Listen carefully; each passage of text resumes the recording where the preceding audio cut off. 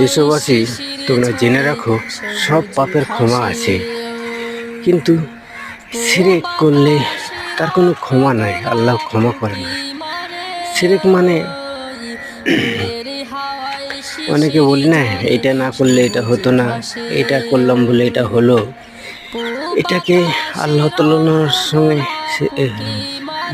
তকবিল করা মানেই শিরক করা।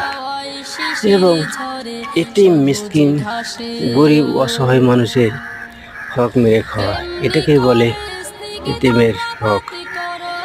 যেমন এমন কিছু কিছু আমল আছে, আমরা জানার চেষ্টা করব।